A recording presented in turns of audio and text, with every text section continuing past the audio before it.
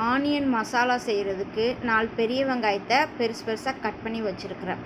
ஒரு வடைச்சட்டியில் கொஞ்சம் எண்ணெய் சேர்த்து கட் பண்ணி வச்ச வெங்காயத்தை கண்ணாடி பதம் வர வரைக்கும் வதக்கி எடுத்துக்கிறலாம். வதங்கினதை தனியாக எடுத்து வச்சுக்கிறணும். அதே வடைச்சட்டியில் கொஞ்சமாக எண்ணெய் சேர்த்து 1 டீஸ்பூன் ஜீரகம், 1 வரமிளகாய், சின்ன சின்னதாக கட் பண்ணி வச்ச பூண்டு, இஞ்சி, கருவேப்பிலை எல்லாம் சேர்த்து தாளிச்சுக்கிறணும்.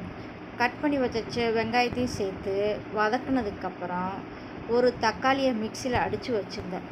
அதையும் சேர்த்து பச்சை வாசனை போகிற வரைக்கும் நல்லா வதக்கி எடுத்துக்கிறலாம்.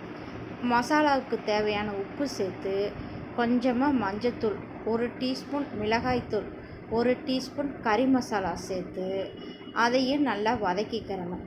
பச்சை வாசனை போகிறதுக்காக கொஞ்சமாக தண்ணி சேர்த்து வேக வச்சு எடுத்துக்கிறலாம். 2 நிமிஷம் வெந்ததுக்கப்புறம் வதக்கி வச்ச வெங்காயத்தை சேர்த்து அதையும் வதக்கிக்கிறணும்.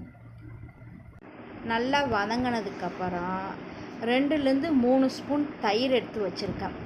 அதையும் சேர்த்து கொஞ்சமாக தண்ணி சேர்த்து 2லேருந்து 3 நிமிஷம் அதையும் கொதிக்க வச்சு இறக்கி வச்சுக்கிறலாம். மல்லித்தலையை போட்டு இறக்கி வச்சா ஆனியன் மசாலா ரெடி ஆயிடுச்சு.